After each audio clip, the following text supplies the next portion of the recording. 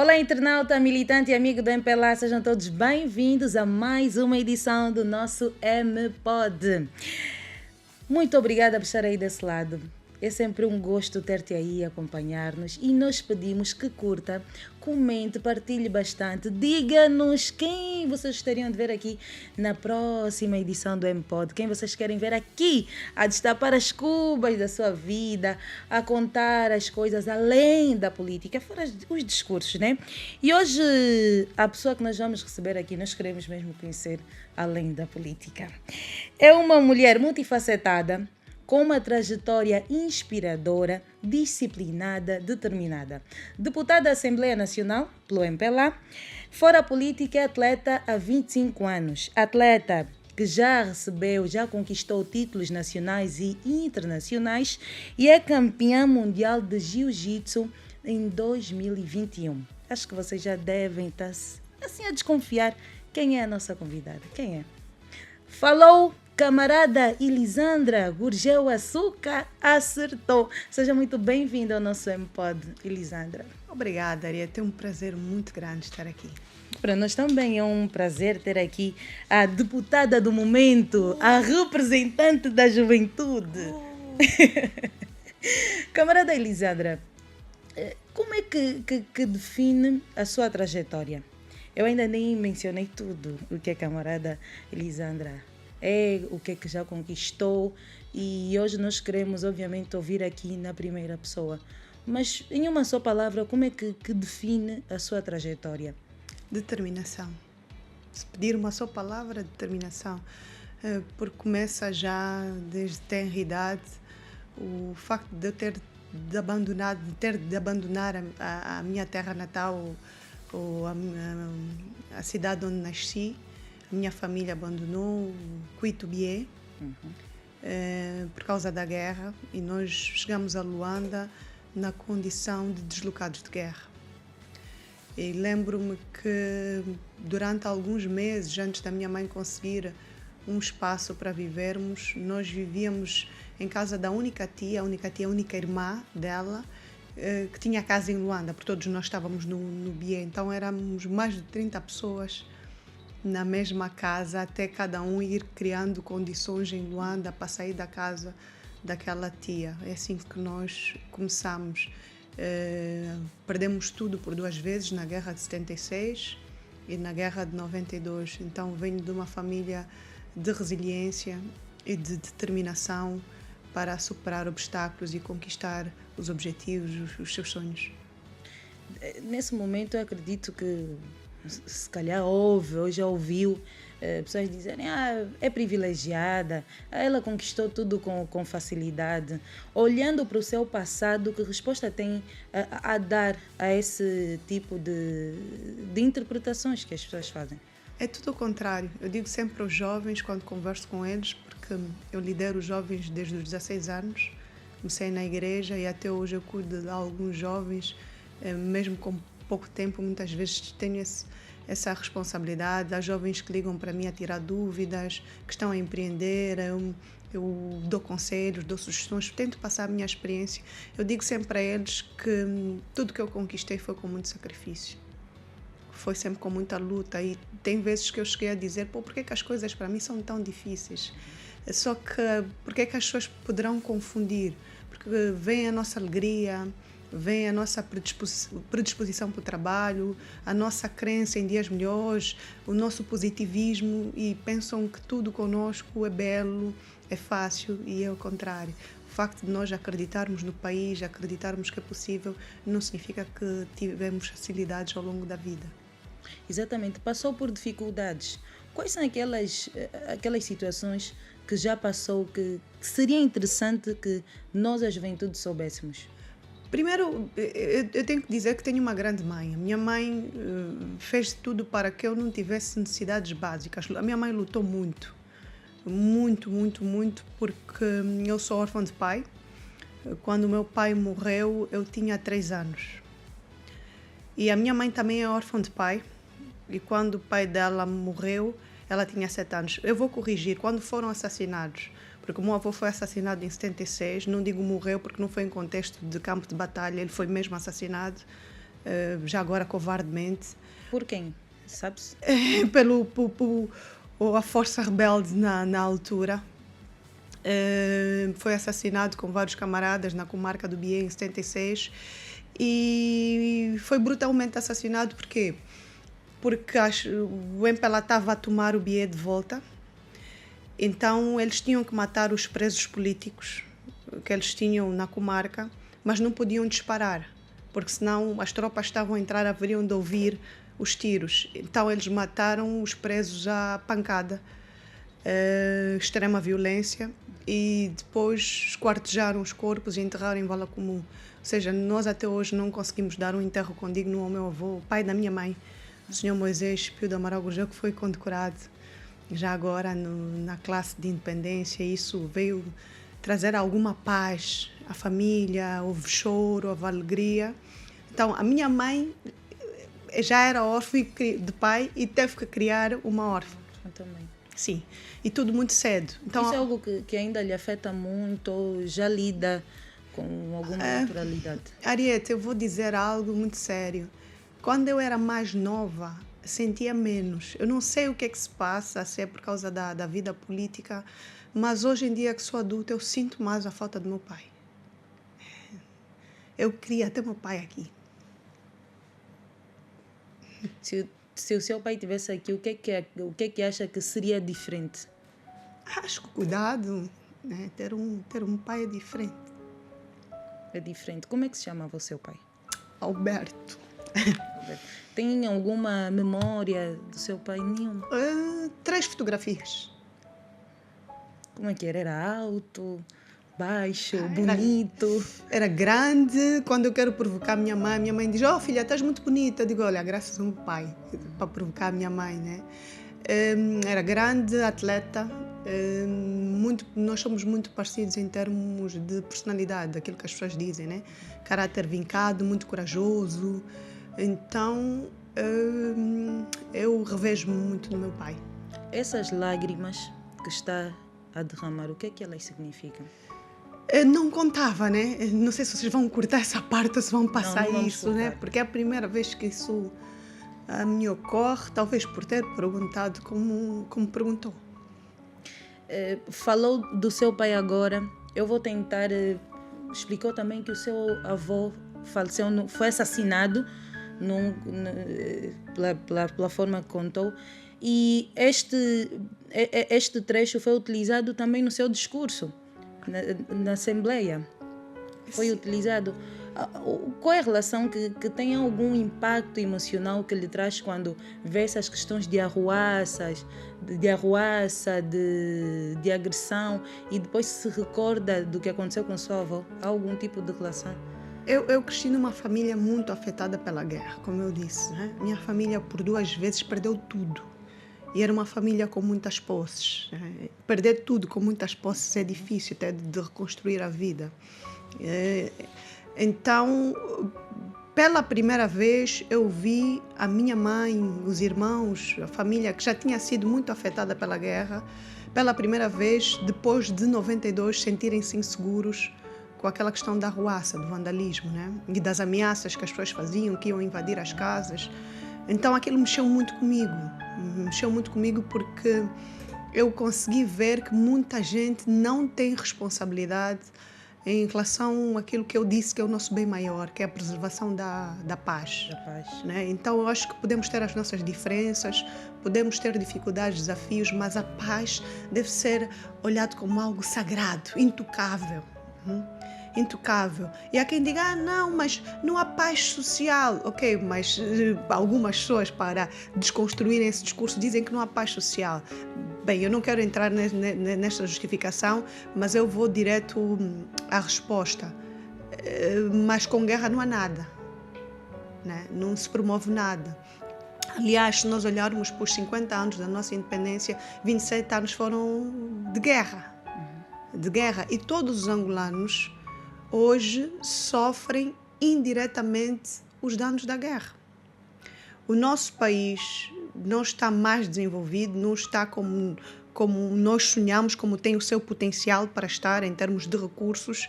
E uma das principais razões é a guerra que nós tivemos durante 27 anos. Então, só com esta linha de pensamento já podemos dizer que todos os angolanos, até os que nasceram depois da guerra, ou seja, com a paz, são afetados pela guerra. Todos nós somos afetados. Mas há aqueles, que é o meu caso, e da minha mãe, da nossa família, que são muito mais afetados porque têm os traumas da guerra. Eu não tenho pai. A minha mãe não tem pai. Quando o meu avô morreu, eram 9 filhos. Só dos 9, 7 eram menores de idade. A minha avó tinha 37 anos. Né? Uma senhora que era madame, ter de criar de um momento ao outro 9 filhos, repito, dos quais 7 menores, sem o provedor da família. Minha avó era doméstica. Eu depois, se calhar, se falarmos dela, vou explicar como é que ela fez. Enfim, mas é traumático, né? Então, eu não tenho mágoa, não tenho raiva, mas tenho sentido de responsabilidade. Nós estamos a promover cada vez mais o perdão e a reconciliação nacional. Eu sou a favor do perdão. Nós temos de nos perdoar e seguir em frente, mas toca as pessoas quando nós vemos que tem muita gente que não está a valorizar isso. Está então a instigar os jovens a promoverem conflitos, pequenas arruaças que podem resvalar para coisas mais graves. Porque, ora, vejamos, quando é que os conflitos começam? Até em casa. Não é quando há diferenças, é quando nós não conseguimos lidar com as diferenças.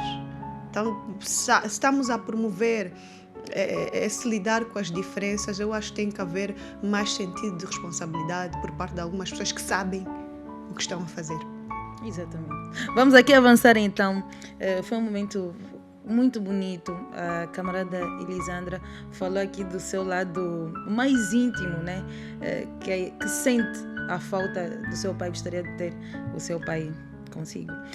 Mas agora, como é o dia a dia da camarada Elisandra, da deputada Elisandra, uma mulher bonita, deputada? Como é o seu dia a dia? O meu dia a dia é muito dinâmico, e eu, graças a Deus, acordo com muita energia, mesmo em dias maus. Se calhar pelo ritual que eu sigo. Antes de dormir eu oro, ao acordar eu oro, saio do quarto só depois da oração, e logo que acabo de orar vou ler a Bíblia.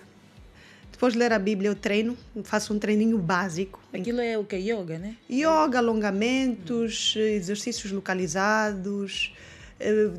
Quando eu digo treino, eu treino de casa, porque tem vezes que eu treino em casa e depois vou fazer outro treino fora de casa, né? E enquanto me preparo, eu ouço música e danço. Sempre. Normalmente é música clássica, porque estimula o meu cérebro, mas quando não, kizomba, semba, fico aí a preparar-me a dançar e a pensar nas responsabilidades que eu vou ter logo que sair de casa. Qual é a sua música favorita para já? Música favorita é muito difícil a angolano responder isso, porque nós gostamos de muita música, muita dança. Eu gosto de dançar, eu gosto de ouvir música. Apesar de ter momentos, eu gosto de músicas calmas, né? Mas tem também aqueles meus dias que tenho que ouvir batida. Artistas angolanos? Eu só não vou responder para não criar ciúmes. Não, porque tem de responder. Eu tenho muitos amigos artistas. 2, pelo menos. Estavam 5. Aumentamos 5. Não, eu gosto dos artistas angolanos no geral. Também. Uma música que está assim, de artista angolano, que está na sua playlist. Todos eles estão na minha playlist. Está a ficar pendurada. A camarada Elisandra disse, eu aqui hoje vou responder tudo. É assim, eu gosto muito do C4 Pedro. C4 em termos, Pedro. Estou a dizer assim, nova geração, né? Estamos aqui como jovens, nova geração. C4 Pedro, o top 5 da camarada Elisandra. Não vou dizer o top 5. Tá bom, só vai citar 5 artistas, né? Só angolanos? Angolanos, vamos... Nossos. Sim. Só angolanos, tem muitos. C4? Eu gosto também da Ari. Ari? Gosto da Ari. Eu gosto tanto. Estou aqui a fazer uma seleção para não criar ciúmes entre eles. Se eu disser os 5, vou criar ciúmes. Vou ficar com esses dois. C4 Pedro e Ari, que até já foram uma dupla. Sim, eu gosto muito deles. C4 Pedro e Ari. É importante. Camarada Elisandra está atualizada. Cresceu no Bié? Não, saí do Bié Saiu do Bié com 2 anos. E veio já aqui para Luanda? Fiz 3 anos em Luanda e a história é que o meu pai ainda estava lá e ele chorava no dia do meu aniversário, né? Que não estava com a filha. E depois de alguns meses foi assassinado. Os 3 anos, a partir dos 3 anos aqui em Luanda? Luanda. Em que município? Bem, nós fomos saindo de casa em casa, né? Como ele disse, vivemos um tempo em casa de uma tia, no Prenda. Depois fomos para o Quinaxixe, onde a minha mãe conseguiu a primeira casa. Bem, é o que eu mais me lembro. E depois Alvalade. Sim, e eu já sou crescida, né? Eu já saí da casa da minha mãe há 10 anos. Para alguns saí cedo. E aqui isso é mesmo segredo. Eu fui a primeira sobrinha, né, em termos de tios, a minha mãe, ou neta, a minha avó, a sair de casa por decidir sair. Saiu com que idade? Com 25. 25. Então, normalmente saía de casa já quem casou. Não, eu saí porque eu quis, achava que podia, que tinha maturidade para tal. Aquela contrariedade, não, só tenho de sair daqui com o marido. Sim, mas a minha família, por conhecer o meu caráter, né, sabiam que a decisão não era para ter aventuras, mas era essa minha autonomia. Mas a minha autonomia assusta, e assustou na altura. Eu fui criticada pelas costas, né? Não fui confrontada, mas eu tomei essa decisão e foi das melhores decisões, mamãe, não fica triste, da minha vida. Vou explicar porquê. Porque eu valorizei mais a minha mãe, né? Porque é diferente estar em casa dos pais, os pais pagam as contas, e estamos aí na boa vida, e quando tens que começar a pagar contas. Em algum momento pensou, eu vou voltar para a casa da minha mãe? Não, porque normalmente as minhas decisões são bem pensadas. E eu não tinha todas as condições para sair, ou as condições que eu tinha em casa da minha mãe, mas eu achei que era um momento que eu podia proporcionar-me mais autonomia e também mais vontade de continuar a trabalhar. Eu comecei a trabalhar aos 18 anos. De forma voluntária, eu comecei a trabalhar aos 15 anos. Voluntariado, 15 anos, na igreja. Na igreja. Voluntariado, né? Ou seja, não remunerado. Aos 18 anos, eu tive um emprego remunerado na televisão, TV Record, e a minha mãe também reagiu mal, né? Porque ela inicialmente entendeu que era uma atitude de alguém. Ela perguntou-me, falta-te alguma coisa, né? Estás a estudar, estás no segundo ou terceiro ano da faculdade, para que começar a trabalhar? Eu respondi, eu quero ter o meu próprio dinheiro. Então, envolvi dos 17 anos, se contarmos dos 15 anos, eu tenho 20 anos de trabalho. Se contarmos os 18 anos, que foi remunerado, eu tenho 17 anos de experiência profissional. Então, foi a melhor coisa que eu fiz. Não me arrependo. Faria tudo de novo. Faria tudo de novo. Sim. Mas também considera normal aquela preocupação que os familiares têm. Não, tu não podes sair ainda de casa só quando o marido... Aquele mais tradicional, sim, mais conservador. É cultural, né? É a nossa cultura. Repito, fui a primeira. Fui a primeira a abrir as portas para as outras. Não foi uma decisão fácil, mas o resultado está aqui. Imagina, no futuro, a sua filha também, com 20 anos, olha, mamãe. 25. Ela, é assim, é a nossa cultura. Alguns países, e não quero comparar, países ocidentais que saem muito mais cedo, né? 16, 18 anos, 20. Eu aí acho que é muito cedo, mas 25 anos não é cedo, eu já estava preparada. Já trabalhava há 7 anos, já ganhava dinheiro há 7 anos. E como é que nasceu a sua paixão pelo desporto? A paixão pelo desporto vem antes de tudo. Eu digo que eu sou fruto dos meus 4 mundos. O desporto, a religião, o empreendedorismo e a política. O desporto veio antes porque eu comecei a praticar o desporto de forma competitiva aos 10 anos. Já competíamos assim nos bairros, depois intercolegial. Eu fui campeã intercolegial aos 13 anos e fui capitã no dia em que nos tornamos campeãs. E naquela altura... Esta imagem. Sou eu, né? Esta é a minha performance de onça. No desporto, no jiu-jitsu, eu digo que eu sou uma oncinha. Então, sempre que eu ganho a minha medalha, eu faço a posição de onça. Onça, ok. Sim. Não é só... E as pessoas dizem, não, leão. Eu disse, não é leão, é onça. São animais diferentes. né? A onça anda sozinha, o leão anda em bando. Fico aí a explicar algumas características animais. Pronto, mas eu dizia que comecei muito cedo e o que as pessoas não sabem é que a comunidade do jiu-jitsu vai ficar chateada. O meu desporto favorito nem é o jiu-jitsu. Qual é? É o futebol. Eu pensei que fosse basquetebol. Eu vi aí toda dedicada. Dundão, dundão, dundão. Eu vi tudo. Sim, na verdade, nunca. Eu ainda cheguei a jogar handball, mas basquetebol, o máximo que eu sei é tentar um sextozinho, mas não foi o meu melhor. Handball ainda joguei um pouquinho. Agora, futebol. Pois é, então, futebol, e como é que se sente quando vê os palanquinhas? Estamos quase, e de repente falhamos. Não vamos para o Mundial. Estamos quase. Um dia vamos chegar lá de novo. Já estivemos lá uma vez, nós sabemos como é que é. Havemos de voltar. Nós temos muito potencial. Já alguns profissionais de outros países já fazerem estudos da fisionomia, biologia dos angolanos. Nós somos geneticamente fortes. Eu compito com atletas que têm de usar suplementos e outras substâncias para terem uma estrutura física forte em termos de desporto. A minha luta é não ganhar naturalmente tanta massa muscular, porque eu sou naturalmente forte, eu sou do biotipo mesomorfo, eu não posso sequer fazer muita musculação, porque vêm logo os músculos. É natural, não é? E os angolanos são assim. Boa parte dos angolanos tem essa estrutura física, estrutura forte da africana. Nós temos muito potencial para todas as modalidades. Temos de trabalhar mais, temos que investir mais, porque o desporto é um mundo, o desporto hoje em dia é ciência. Já se estuda como tornar um atleta mais rápido, como tornar um atleta mais forte em milésimos, em segundos. Então, como o desporto hoje é ciência, o talento, a habilidade não é suficiente. Tem de haver outro suporte, tem de haver investimento. Voltando aqui para o jiu-jitsu, como é que olha para a valorização? O nosso governo tem apostado no jiu-jitsu, temos cada vez mais jovens a apostarem, querem participar, a dedicarem-se.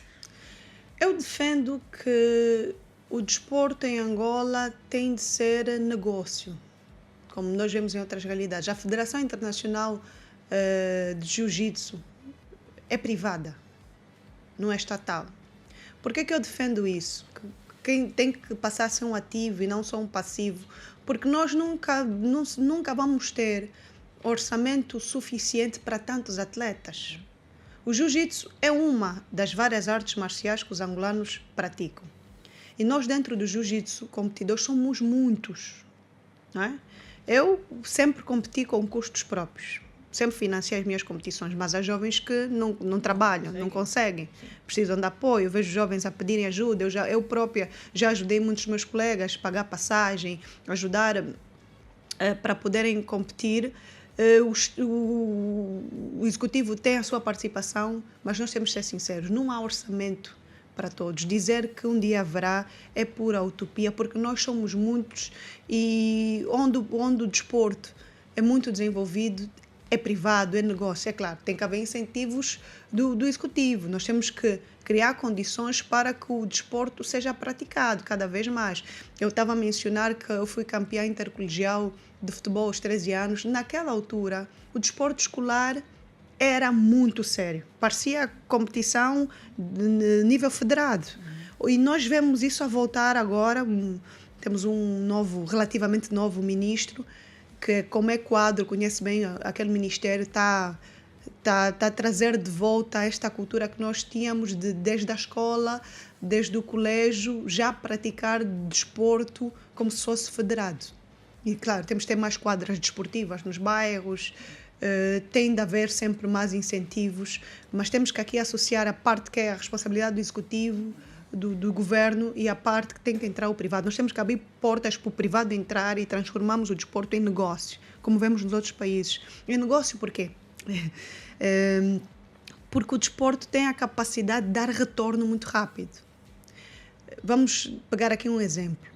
Um atleta bem-sucedido, posso pegar um nome? Né? Vamos para o internacional. Um Cristiano Ronaldo, certo, que saiu da pobreza, né? E venceu na vida. ele vai dar retorno àquela comunidade. Exato. A Ilha da Madeira que ele é, né? Já tem lá o aeroporto, já tem isso. Ele vai reinvestir. Todo atleta que se torna bem-sucedido sente a necessidade de investir em jovens porque vai lembrar da sua história. Fora isso, o desporto proporciona aqui um cross-selling. Cross-selling é o sistema de venda cruzada. No desporto entra o setor da alimentação, entra o setor da saúde. Nós precisamos de fisioterapeutas, ortopedistas, precisamos de massagistas, entra a parte da roupa, precisamos de roupa adequada para praticar o desporto, os produtos, a alimentação. Então, são vários setores que cruzam-se com o desporto e se nós aumentarmos o investimento, podemos aqui proporcionar mais trocas comerciais, mais circulação de capital. O fato de ser campeã internacional, quando fez essa conquista, como é que foi? Como é que se sente até agora, olhar para trás? Em 2021 eu fui campeã mundial de jiu-jitsu. Poxa, eu lembrar daquilo dá-me vontade de competir mais, né? Mas já não é fácil conciliar e conseguir preparar-me à altura, mas foi uma sensação muito boa, principalmente por ter conseguido levantar a bandeira de Angola. Eu lembro-me do dia em que eu pedi, posso levar a bandeira ao pódio? E eles só aceitaram porque era mundial, né? E tinha um cidadão brasileiro que disse, campeão, você me vende a bandeira de Angola? Depois a vossa bandeira é bonita, é linda. E eu disse, olha, não vai dar para vender, não posso vender a bandeira, mas eu até dava-te, oferecia-te, só que tem mais angolanos que vão ganhar, eu creio, eu assim a dizer, e eu vou ter que render a bandeira para eles também subirem o pódio. Então, isso foi marcante. Outra coisa que foi marcante, o facto de ter sido durante a Covid. Durante a Covid, aumentou o desafio, por quê? O atleta enfrenta vários desafios, no caso concreto do jiu-jitsu. Primeiro, o desafio de bater o peso. Nós lutamos em categoria. O desafio claro, estar preparado para a luta, não é? Estar bem tecnicamente, fisicamente, sem lesões. O desafio de criar as condições para viajar. O desafio de manter a estadia fora do país. E depois já apareceu um outro desafio. Nós éramos testados. Houve atletas que fizeram esse investimento todo e testaram positivo. Não competiram.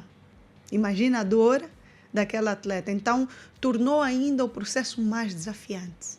E eu vou lembrar-me sempre disso, por esses dois principais motivos. A bandeira de Angola e a fase que era de dificuldade da Covid.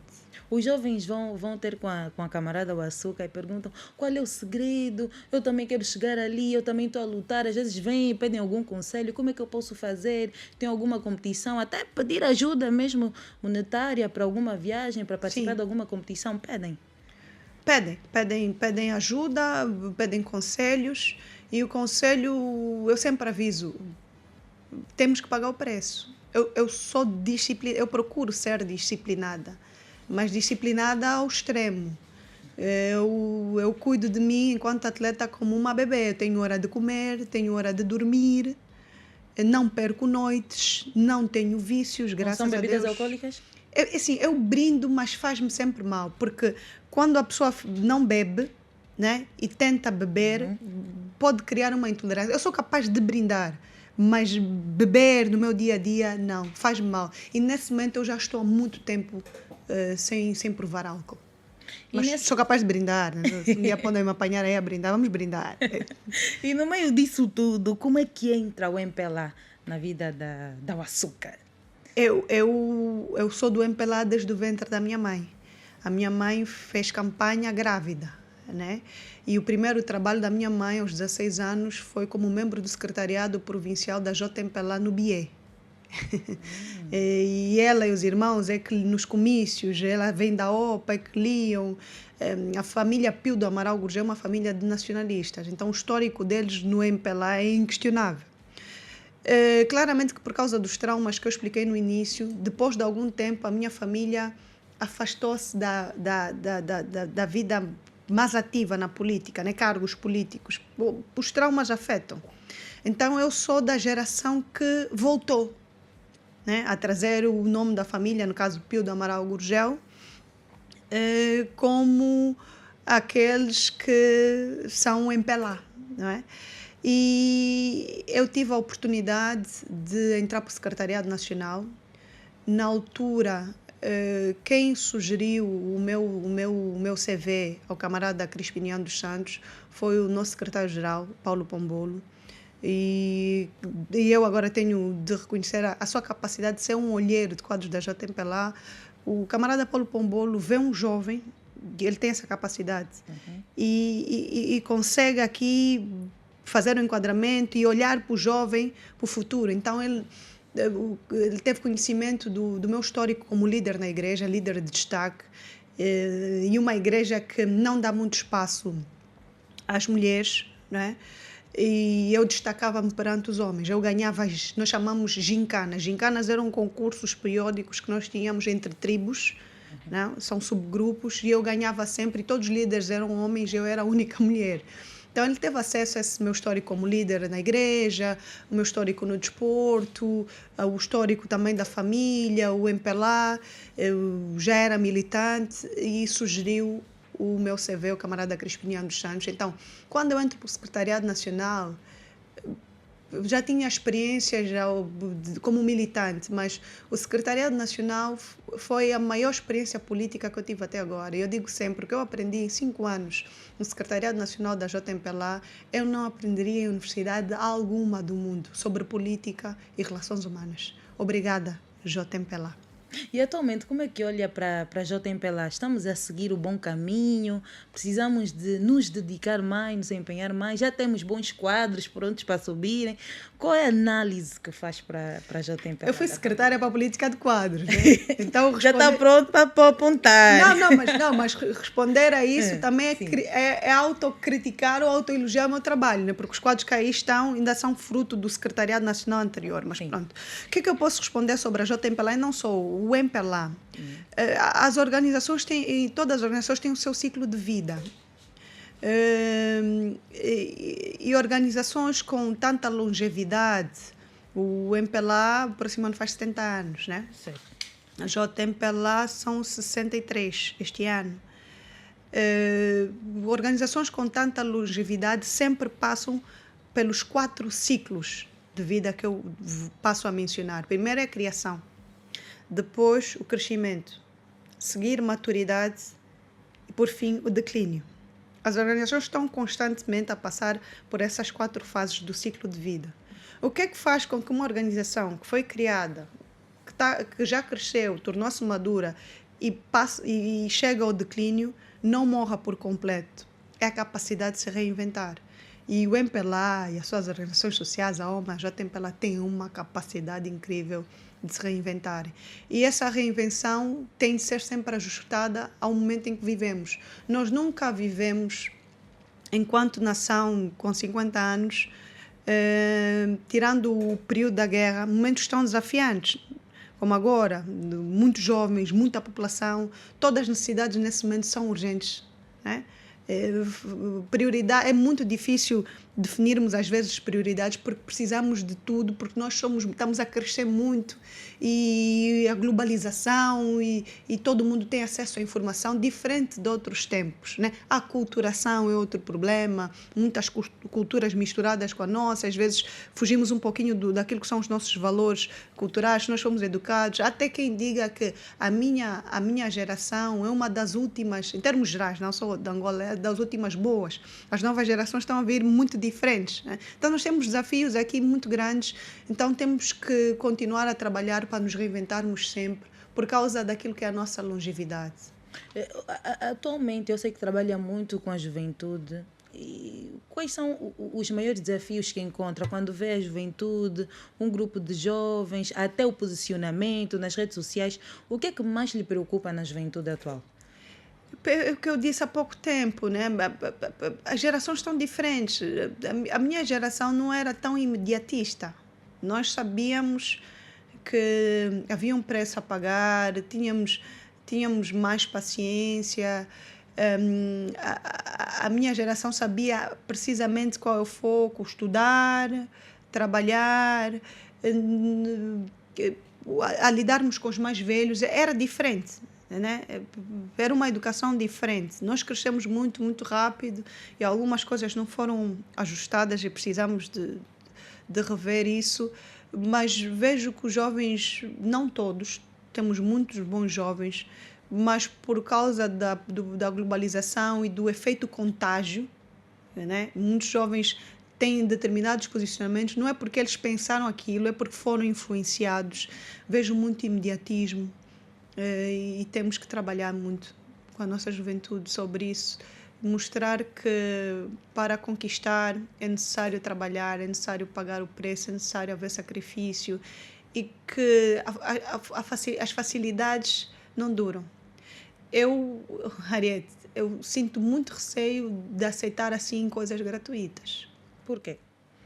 Porque eu fui formatada, isto é educação da família e igreja, que nós temos que pagar um preço. As coisas, quando eu digo pagar um preço, não me podem oferecer um cargo. Não. Eu tenho que sentir que eu trabalhei para aquilo e se houve um percurso, que a oportunidade que me estão a dar, eu posso não estar completamente pronta, mas estão a dar uma oportunidade porque eu tenho alguma capacidade para aquilo. Eu não aceito assim ofertas, eu tenho muito receio em determinadas ofertas que eu vou perguntar qual é o preço disso, porque é que me está a dar isso, o que é que eu fiz para merecer, né? E faz com que as minhas conquistas sejam sólidas de alguma forma, porque há um percurso, há um preço, né? Há um trabalho que foi exercido. Eu não gosto de facilidades, eu gosto de desafios. Falando em desafios, a camarada Elisandra é formada em Direito, em Relações Internacionais, Negócios Internacionais, até tem também um mini MBA em Liderança. O que é que tem lhe motivado para continuar a estudar? Liderança, estratégias de marketing também. Assim, primeiro é que eu nunca reprovei. E entrei para a universidade com 16 anos, 16 a fazer 17. E é o que eu disse, nós sabíamos quais eram as prioridades naquele tempo. Eu tinha que estudar, eu sabia que tinha de estudar. Então, aos 20 anos eu já era licenciada em Relações Internacionais. Né? O mestrado em Direito, né, que está no seu percurso, é recente. Mas como eu comecei a trabalhar aos 18 anos na TV Record, eu comecei a lidar com comunicação e marketing. Ao mesmo tempo que tenho uma mãe que fez parte do grupo de pioneiros de marketing em Angola, na escola de marketing, em termos de lecionar marketing, ministrar marketing. Né? Por outra, liderança, aos 15 anos, aos 14 eu entrei para a igreja, aos 15 comecei a ser formada, aos 16 anos tornei-me líder. Então eu tenho a parte teórica da liderança, porque estudei, e a parte prática, porque desde 16 anos que eu trabalho com jovens. Eu liderei jovens muito mais velhos do que eu, né? E, então isso permitiu que chegasse a essa idade já com alguma maturidade para relacionar-me com as pessoas, embora que aquilo que eu sei sobre tudo que mencionou é muito pouco perante aquilo que eu ainda tenho que aprender. Ainda tem de aprender. Sim. É importante ter a continuidade nos estudos, né? Eu não, assim, com as responsabilidades que eu tenho, sentar especificamente numa carteira para estudar, não é muito fácil. Eu digo, ir para a academia, né? As aulas, tem muitas responsabilidades. Mas há uma forma muito boa de aprender. É através da leitura. Eu leio diariamente. Aliás, eu comecei a ganhar o gosto pela leitura e escrita aos 10, 11 anos. E isso já é uma dica para os jovens. E qual era o meu hábito? Porque tem muita gente que questiona o meu vocabulário, né? Há palavras que tu dizes que eu não entendi. Eu disse, pá, e às vezes sai naturalmente. Por quê? Aos 10, 11 anos, quando eu comecei a ganhar o gosto pela leitura, eu tinha o hábito de ter um caderninho ou um papel branco, né, de lado, para apontar as palavras que eu não conhecia. E depois eu consultava o dicionário. E atenção que eu faço isso até hoje. Eu leio, aponto as palavras que eu não conheço, depois consulto o dicionário. E quando vou falando, aquilo vai saindo naturalmente. Por quê? Por causa do hábito da leitura. Ler, não tem como alguém que lê não crescer. Então, nós podemos aprender não só na academia, não só com as formações profissionais e académicas, mas também com a vida, a experiência, os conselhos e a leitura. Enquanto deputada, a camarada Elisandra é vice-presidente para a Comissão dos Assuntos... A comissão é muito grande, até às vezes... Comunicação, aquilo é cultura, não, primeiro é desporto, cultura... Não, cultura, assuntos religiosos, comunicação social, juventude e desportos. Diariamente, quais são as preocupações que chegam até a sua mesa? Há muitas, muitas. Eu digo sempre que quase todo o país está dentro da 7ª Comissão. Ora, vejamos, vou começar de trás para a frente. Desportos, muita gente pratica desporto. Juventude, maior parte da população. Comunicação social. Se formos aqui num sentido mais lato, abranger as redes sociais, né? Todo mundo está envolvido nisso. Assuntos religiosos. Nós somos culturalmente um povo religioso, né? Maioritariamente cristão, somos religiosos. E depois, cultura somos todos nós. Nós temos uma cultura, a cultura angolana. Então é um grande desafio. São pelouros que exigem muito trabalho, pronta resposta. Eu não gosto de deixar papéis pendentes à mesa. Quando há solicitações, eu tento logo receber as pessoas, ver o assunto, porque os papéis são diários. Nos seus papéis, eu sei que já não tem muitos, deve ter algum.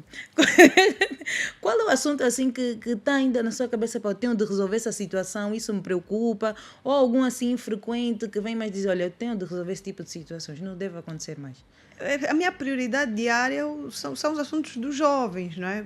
Eu penso muito naquilo que os jovens me apresentam, as necessidades. Os nossos jovens têm muitos sonhos, muitos talentos, têm muita vontade, às vezes não têm condição, às vezes até não é condição material, mesmo orientação, alguém que seja mentor. Eu faço mentoria de muitos jovens. E há jovens que depois dão um feedback, né, retornam a dizer, olha, aquele seu conselho, eu consegui isso. E esse contacto é muito importante. Fora isso, como eu disse, a comunicação, a comissão é muito vasta, em termos de pelouros. Os assuntos relacionados à religião, à cultura, são assuntos muito densos, que exigem muita responsabilidade. Nós temos aqui assuntos culturais muito pertinentes, de impacto na nossa vida, a comunicação social, os jornalistas, os mídias, enfim, aquilo não para, mas eu confesso, sem ter partido, que eu fico muito com os assuntos que os jovens me apresentam na cabeça.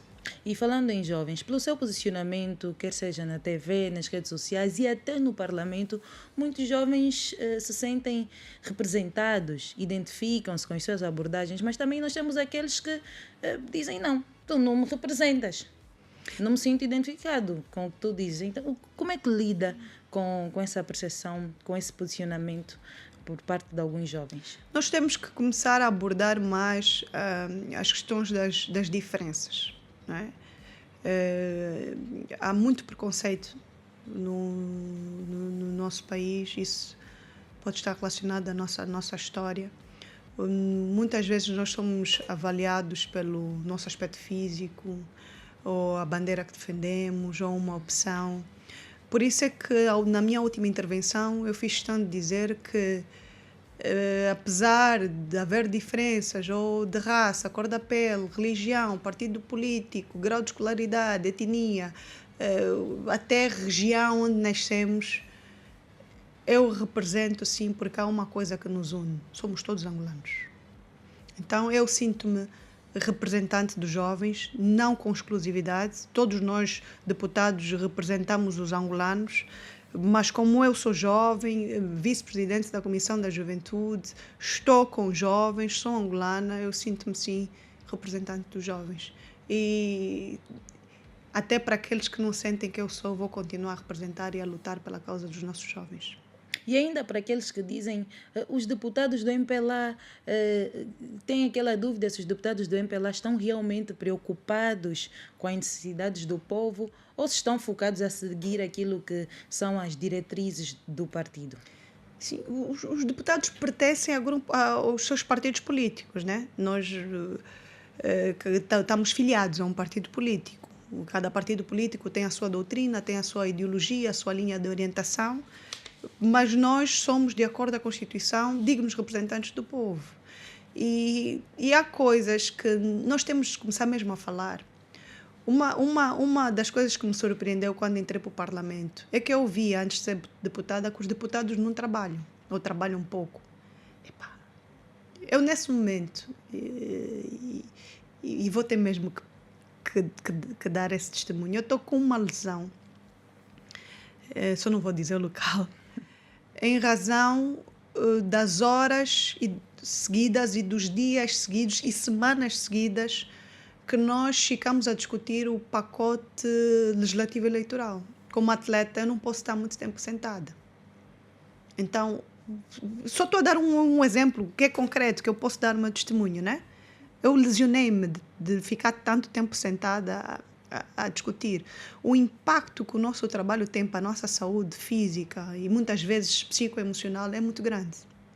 Eu entrei para a Assembleia, outro testemunho, eu entrei para a Assembleia e isso só foi há 3 anos, sem cabelos brancos. Eu nesse momento já tenho cabelos brancos. Não é fácil ser deputado em Angola. Não é Angola, não é fácil em todo o mundo, né? Deputado. Não é fácil ser deputado por causa da responsabilidade. Nós lidamos com as leis. O que são leis? Leis, não, são as normas que regem o país, que regem uma sociedade organizada. Sem leis não há Estado, não há nação, não há sociedade organizada. E como fala-se pouco sobre essas coisas ao detalhe, criam-se determinadas percepções, análises, ideias preconcebidas que não são reais. Nós, os deputados, temos que começar a falar mais terra a terra. Falando mais uma vez sobre o seu discurso, há quem critique que tenha um discurso duro ou até de guerra. O meu discurso é tudo menos de guerra, é muito pelo contrário. O meu discurso é de paz. No entanto, nós não conseguimos falar em Angola de paz sem falarmos de guerra, porque para existir paz houve uma guerra. Não é? O que é que acontece? Há pessoas que não querem, algumas pessoas, melhor, não querem que se recorde isso à geração da paz, que houve uma guerra. Porque recordar a geração da paz, que houve uma guerra, e como nos reconciliamos na altura, tivemos acordos entre irmãos, hoje há paz, okay? Faz com que os jovens, não recordar isso aos jovens, faz com que os jovens não tenham noção do que é a guerra. Portanto, alguém que não tem noção do que é a guerra, não vai ter medo de guerra. Ele não vai ter a real percepção das consequências dos seus atos, como pilhar, incendiar algo, agredir o irmão, violência, porque ele não tem, porque tiraram-lhe isso da mente. Olha, não é possível ter guerra. E há aqui uma fragilidade, porque países como o nosso, muito jovens, nós somos muito novos enquanto país, que tiveram uma guerra recente, nós temos que ter alguns cuidados. Não é? Então, há pessoas desinteressadas em que se lembre as pessoas que houve uma guerra e que houve promotores da guerra. Logo, quando se lembra isso, diz o que é que vão construir? Um discurso que aquela pessoa está a falar da guerra. Não, o discurso é de paz, que todos nós temos que ter responsabilidade em relação àquilo que nós conquistamos com muito sacrifício, muitas vidas, muito sangue. A paz efetiva em Angola. E é importante que se fale da guerra para que não se cometa os mesmos erros. Não podemos cometer nunca os mesmos erros, foi o que eu disse no início. Nós temos que olhar para a conquista da paz como algo sagrado. Temos nossos problemas, ok, vamos nos entender, mas ninguém toca na paz. Dentro do Parlamento, com os outros partidos, tem alguma amizade? Alguém com quem depois, dali da reunião, da plenária, depois vão tomar um cafezinho? O meu caso é além. Eu nem sei se posso dizer isso vai ser polêmico. Eu tenho família do outro lado. Não de primeiro grau, Ok. mas eu tenho família do outro lado. Outro lado de onde? Outro, UNITA, PRS? Eu tenho família no meu partido da oposição, na UNITA. Na UNITA. Não é família de primeiro grau, paterna, só paterna, mas eu tenho família lá. Tem uma proximidade? Não, porque... Vou explicar porquê. Eu não cresci com a família do meu pai, né? Perdi o meu pai, quem me criou foi a minha mãe, a família da minha mãe cá. Então, eu conheço da família do meu pai a minha avó que ainda é viva, e os seus filhos, e os filhos dos filhos, ou seja, tios e primos. Não é? A família mais alargada, de segundo, terceiro grau, eu vim a descobrir que tenho família da UNITA no Parlamento quando já estava no Parlamento. Ok. Okay? Vim a descobrir assim, que já estava no Parlamento. Então não há aquela relação social. E Porque quem eu é não... o primo? É isso mesmo para responder? Não, é. Ah, é? Sim, é. Pronto. O deputado Alcides Sacala é meu tio. Ah, é tio, ok. É tio, acho que de segundo ou terceiro grau. Terceiro grau, mais precisamente, acho. É meu tio. Ok, muito bem. É meu tio. Então, aí há um detalhe aqui que os angolanos têm de saber, porque há determinados deputados que nas redes sociais transmitem aqui um discurso de discórdia, instigam. Os deputados dão-se muito bem. Nós, depois das sessões, tomamos café juntos. Não significa que sejamos amigos ou que tenhamos relações mais alargadas, mas nós damos-nos bem. Então, atenção aqui à influência negativa. E depois no off, entre vocês deputados, não falam, olha, estás a ter um posicionamento errado. Ainda nos dizemos isso. Descreve de fazer isso, porque as pessoas estão a pensar que nós aqui temos guerra. Não, nós fazemos isso. Aquilo que nós chamamos, os jovens vão gostar dessa palavra, astiga no parlamento. Astiga. Então, é bom os jovens não se influenciarem muito sobre aquilo que ouvem ver nas redes sociais, porque a realidade é diferente. E agora, Elisandra, camarada Elisandra, enquanto mulher, deputada, jovem ativa no desporto com conquistas, como é que tem ainda aquele tempinho para cuidar de si, para exercer o seu papel de mulher? De mulher. A família, o lar é uma prioridade. Exige muita disciplina, muita organização, e eu gosto dessas coisas de organizar, de planificar. Eu já sei o que vou fazer, algumas coisas o próximo ano. Eu tenho a mania da planificação.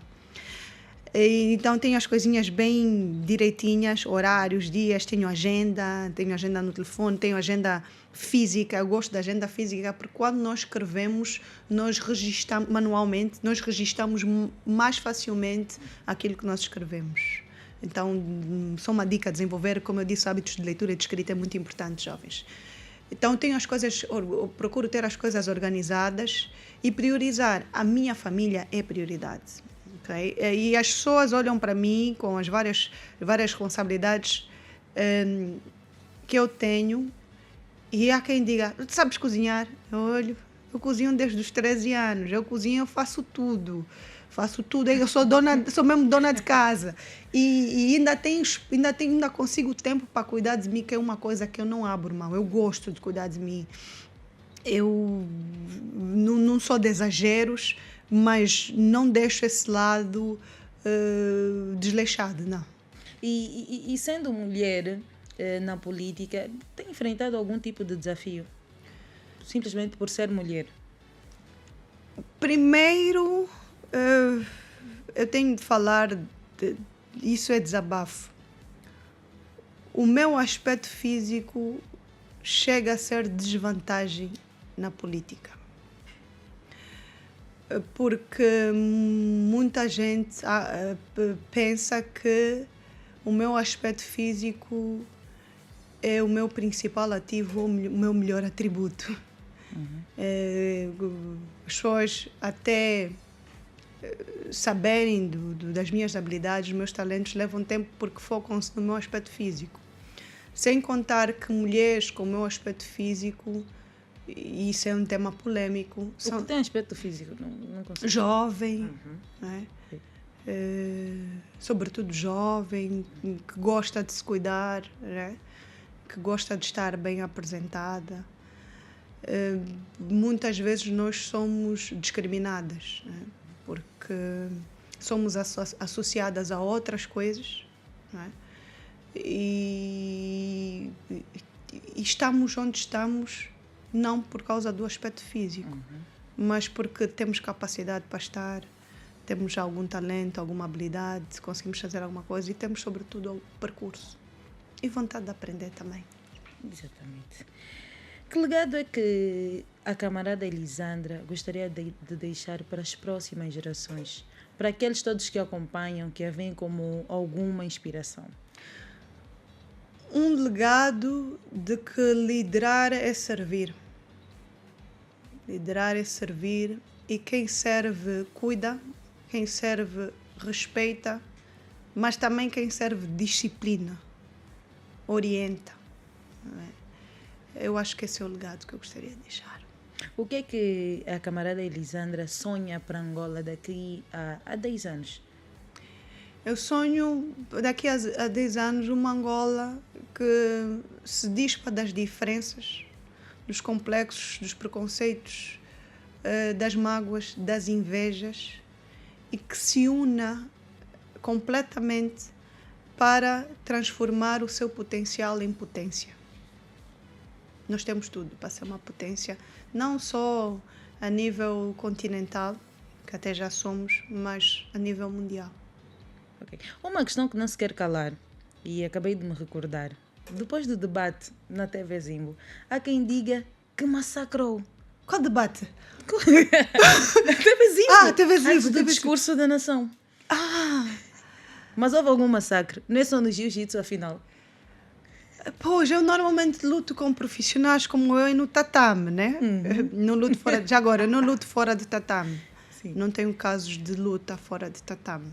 E espero que assim seja, né? Para sempre.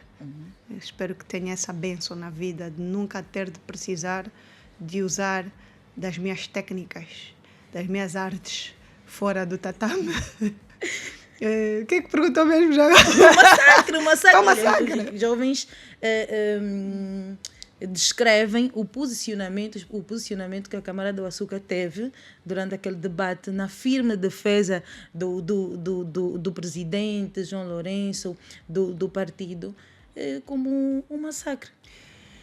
Eu não encaro o posicionamento, antes de encarar o posicionamento como defesa de ideais ou do partido ou do camarada presidente, eu primeiro encaro o discurso como a verdade. A verdade em que sentido? De que nós devemos ter a capacidade de dizer aquilo que nós acreditamos e que nós sabemos. Têm sido construídos discursos, muito deles irrealistas, aproveitando a fragilidade que hoje nós vivemos em termos socioeconómicos para instigar outras coisas ao povo. E o povo às vezes não vê que o objetivo é eleitoral. As pessoas estão a fazer isso a pensar em 2027. Não estão a fazer porque estão preocupadas, na sua maioria, com o povo. Uma coisa são críticas construtivas, para todos melhorarmos. Outra coisa são críticas só por criticar, só para inflamar discursos. As críticas construtivas nós temos que aceitar para melhorar, né?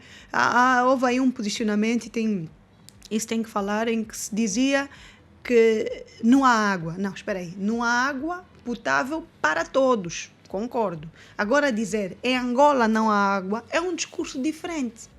Então as pessoas estão a ter discursos radicais, fatídicos.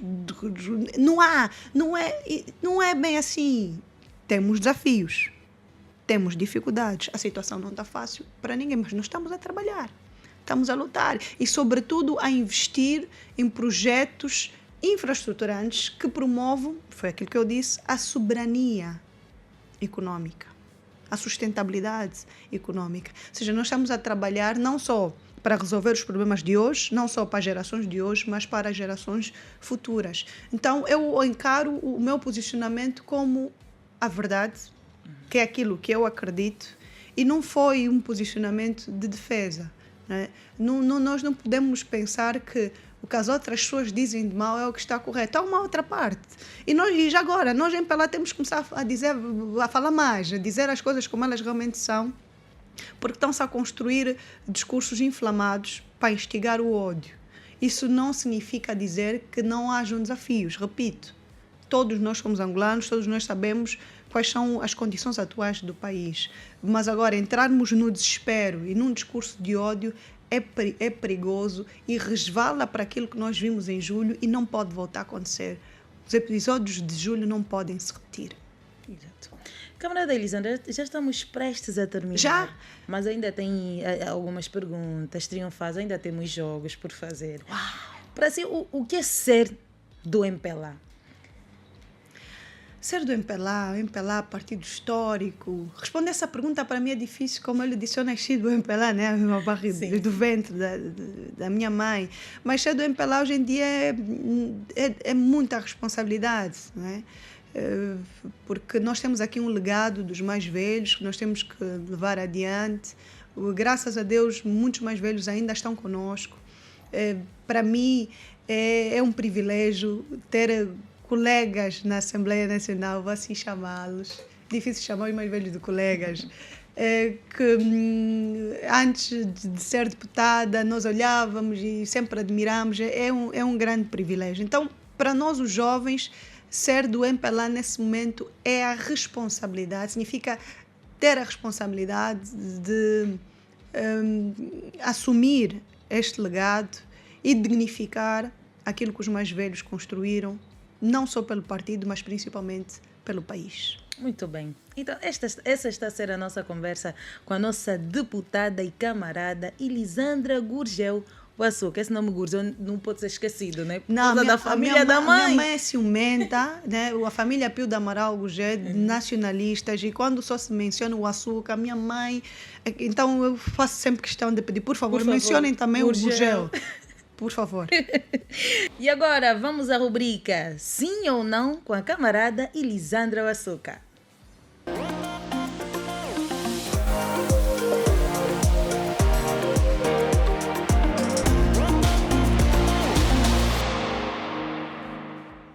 E na rubrica Sim ou Não, a camarada Elisandra terá de responder rapidamente às respostas que tem o sim, a resposta que tem o não. É só mostrar para a sua câmara, que é aquela. Responder rapidamente, algumas poderá justificar, outras não. Okay, vamos a isso. Jogas que a camarada Elisandra gosta, né? Gosto de jogos. Isso, vamos então. Já pensou alguma vez abandonar a política? Não.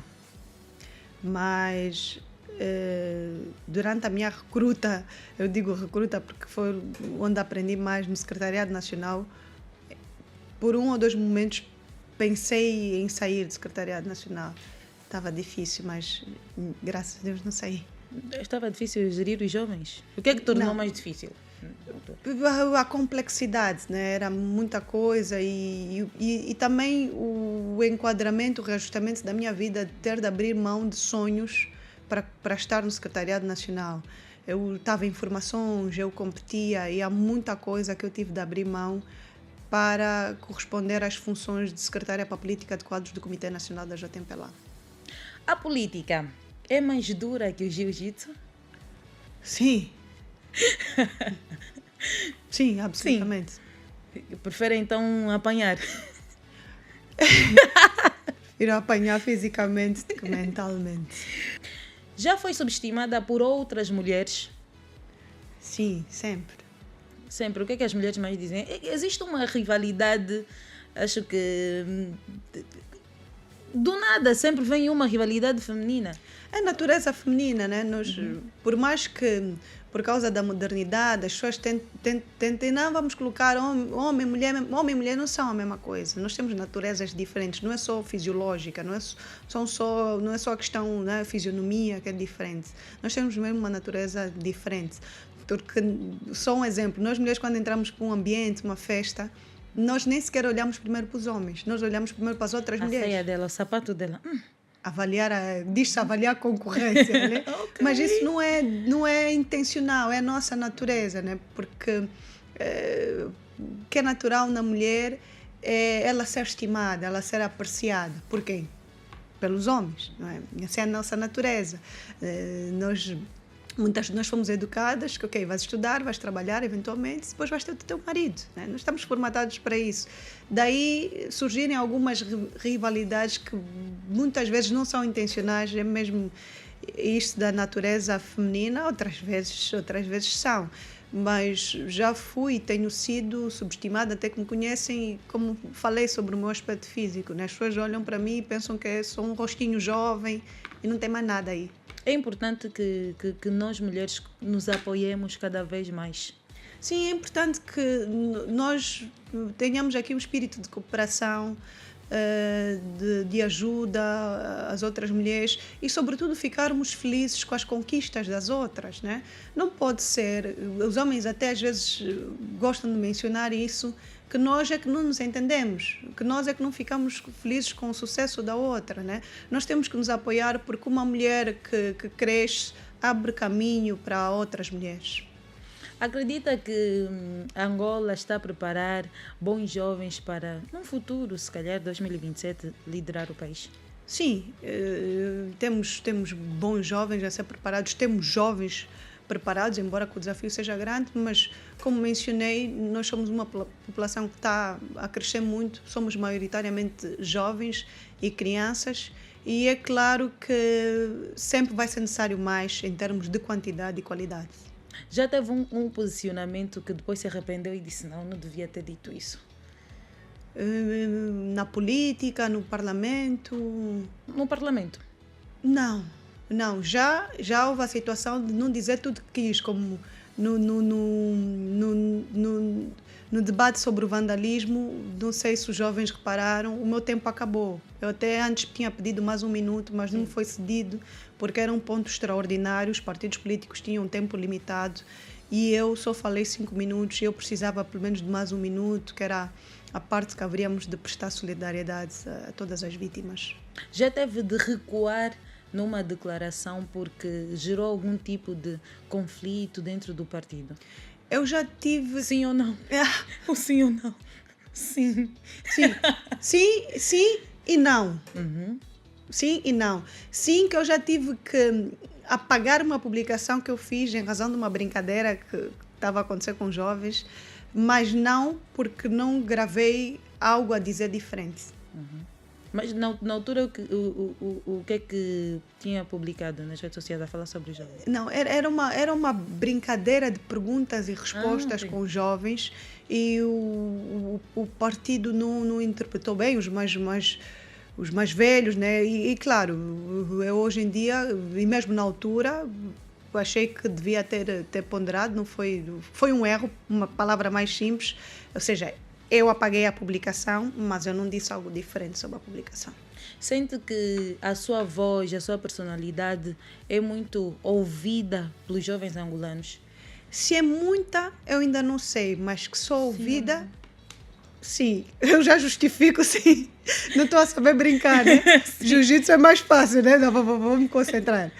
Sim, eu sinto que sou ouvida pelos jovens que me seguem, pelos jovens que a minha mensagem chega, porque eu tenho o retorno deles. Muitas vezes não consigo responder porque há demanda, né? Muita gente, mas eu reparo, quando eu fico 1, 2, 3 semanas sem publicar, as mensagens que me chegam, né? E eu tenho apoio às vezes para conseguir ter essas mensagens, é que estás de férias, cobram, né? Não estás a trabalhar, hoje não postaste, não estás a treinar mais, estás aposentada, qual é o trabalho? Estás-nos a representar o quê? Não estamos a ver o teu trabalho. Então, essa cobrança, que para mim é saudável, mostra que a mensagem está a chegar. Ok, muito bem. Já recebeu o convite para fazer parte de uma outra filiação partidária? Não. E se recebesse, na mesma placa mesmo? Não. Já para encerrar, a camarada Elisandra Baçuca é muito assediada? Não. Eu sou do tipo que queixa. Não gosto disso. Assédio é algo grave. Mas assédio é diferente de elogios.